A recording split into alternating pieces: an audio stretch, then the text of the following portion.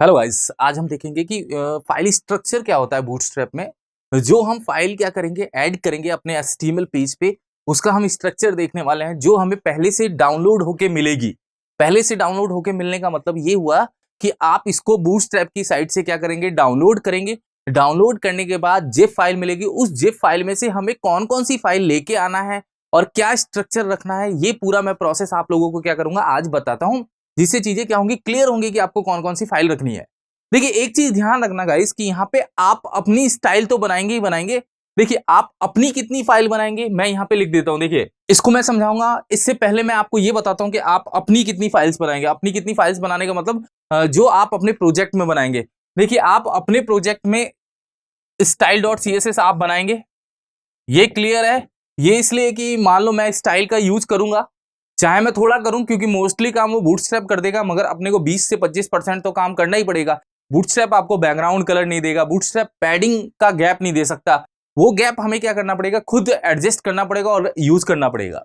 Bootstrap column volume सब divide करके दे देगा, ये सारा प्रोसेस बूटस्ट्रैप आपको दे देगा। और गैपिंग के लिए और आपको कलर के लिए आपको अपनी स्टाइल बनानी है।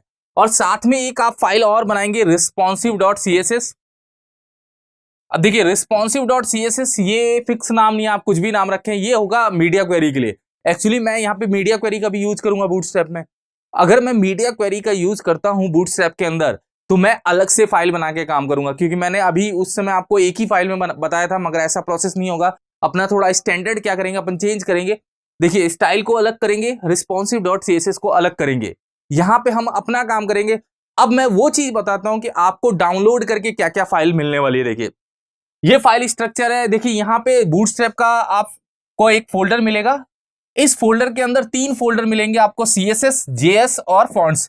ये फोल्डर मिलेंगे का मतलब हमें बनाना नहीं है, बने बनाए होंगे जब आप बूटस्ट्रैप की साइट से उसको क्या करेंगे, डाउनलोड करेंगे। अब चीज देखिए, इसके अंदर टोटल यहाँ पे देख रहे होंगे 4 फाइल आ रही है।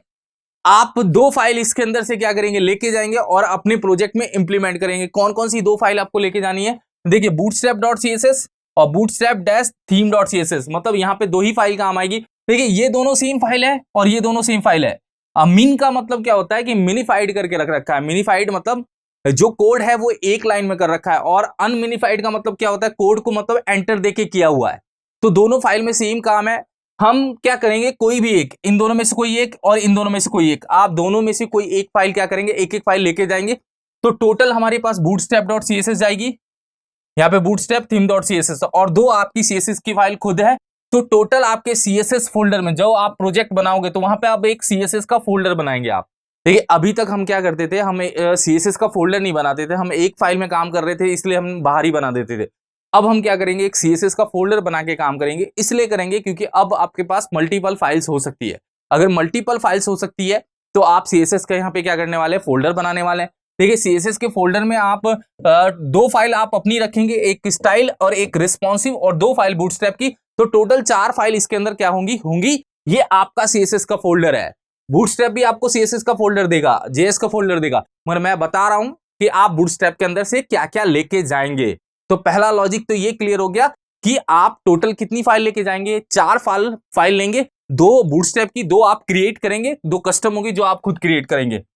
अब इसका भी एक सीक्वेंस है, ये ध्यान रखिएगा कि आप सीक्वेंस में कैसे कॉल करेंगे। आप जब पेज पे लिंक करेंगे इन CSS को, तो किस तरह से लिंक करेंगे ये भी मैं आपको क्लियर बता देता हूं। देखिए अगर आप इसको पेज पे लिंक करते हैं तो पहले आप बूटस्ट्रैप की दोनों फाइल लिंक करेंगे, ये क्लियर ध्यान रखिएगा गाइस।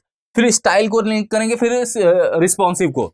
इस सीक्वेंस में आप फाइल्स को वहां पे क्या करेंगे, रखेंगे। अगर आप इस सीक्वेंस में नहीं रखते हैं तो थोड़ा सा ओवरराइट करने में प्रॉब्लम हो जाएगी, क्योंकि बूटस्ट्रैप आपको बनी बनाई क्लासेस देगा, उसको कहीं ना कहीं मुझे क्या करना पड़ेगा, ओवरराइट करना पड़ेगा। अगर आप बूटस्ट्रैप की CSS को नीचे की साइड में कॉल करेंगे तो आप ये समझिए कि आप उसकी प्रॉपर्टी को ओवरराइट नहीं कर सकते।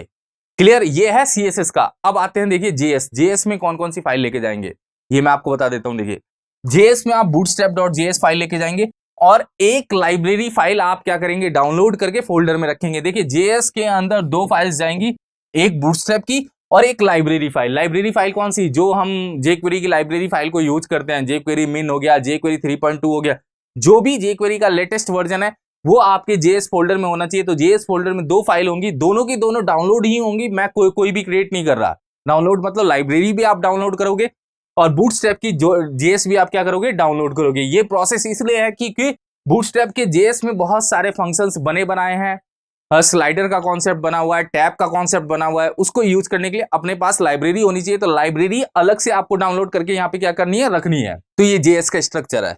देखिए फॉन्ट्स का स्ट्रक्चर कुछ नहीं है, फॉन्ट्स पूरा का पूरा फोल्डर वहां पे जाएगा। फॉन्ट्स का क्या करेंगे, आप अपनी वेबसाइट में भी फॉन्ट्स का फोल्डर बनाएंगे और वहां पे ये चारों फाइल ले जाके क्या कर देंगे, पास कर देंगे।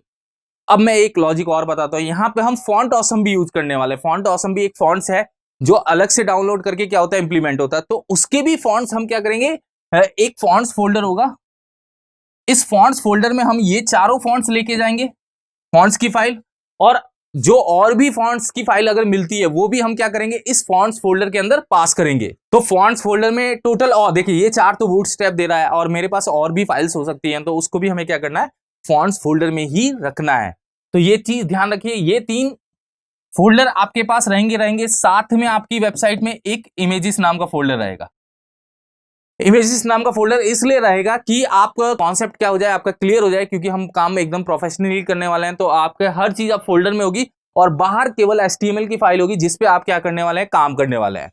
जैसे HTML की फाइल का मतलब है index.html। अब देखिए यहां पे मैं काम करूंगा, CSS को यहां पे लिंक करूंगा, JS को यहां पे लिंक करूंगा। ये सारा प्रोसेस लिंकिंग का मैं प्रैक्टिकली आपको बताऊंगा कि हम लिंकिंग किस प्रोसेस से करेंगे। क्योंकि पहले प्रोसेस देखिए, पहले प्रोसेस में मैंने बूटस्ट्रैप क्लियर करा है, दूसरे प्रोसेस में मैंने फाइल स्ट्रक्चर क्लियर करा है। अब मैं एक चीज और बताऊंगा कि आप एक डिव के अंदर मल्टीपल क्लास कैसे कॉल करेंगे। अगर आप बूटस्ट्रैप में प्रोग्राम बनाते हैं तो प्रोग्राम बनाने से पहले आपको करना क्या पड़ेगा, बूटस्ट्रैप कहता है कि आप एक डिव के अंदर मल्टीपल क्लास का यूज करने वाले हैं। अगर मल्टीपल क्लास का आप एक डिव के अंदर यूज करने वाले हैं तो क्या प्रायोरिटी होगी, कैसे हम प्रायोरिटी को सेट करेंगे, ये हम सारी चीजें अब नेक्स्ट में देखेंगे।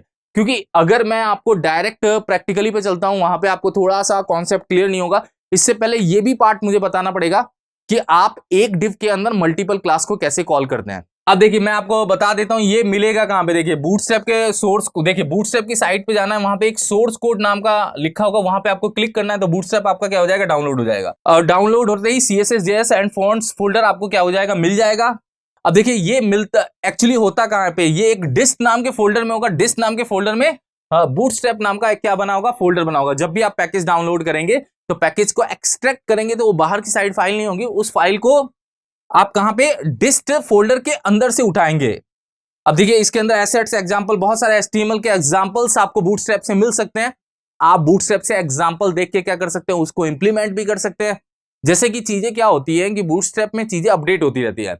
अब जैसे मैंने कुछ पढ़ाया, अब कुछ नई चीज आई तो आप वहां से ढूंढ के इंप्लीमेंट भी कर सकते हैं। बूटस्ट्रैप की खुद की साइट है, ऑफिशियल साइट पे आप जाएंगे, कुछ चीजें आपको मिलेंगी जो वो नई अपडेट करता रहता है। मोस्टली चीजें मैं क्या कराऊंगा, इसमें कवर कराऊंगा, जिससे चीजें क्या होंगी, क्लियर होंगी। तो अभी हमने देखा कि फाइल स्ट्रक्चर क्या रखना है और फिर आपको फोल्डर मिलेगा कहां पे, डिस्क के अंदर से। अब नेक्स्ट प्रोसेस में हम देखेंगे कि एक डिव में मल्टीपल क्लास कैसे कॉल करेंगे, ये पूरा का पूरा प्रैक्टिकली। फिर हम बूटस्ट्रैप के एक्चुअल कॉन्सेप्ट पे आएंगे कि बूटस्ट्रैप में कौन कौन सी क्लासेस आपको मिलती हैं, कौन कौन सी क्लासेस प्री डिफाइंड है जो हमें क्या करेंगी, हेल्प करेंगे डिजाइन बनाने में।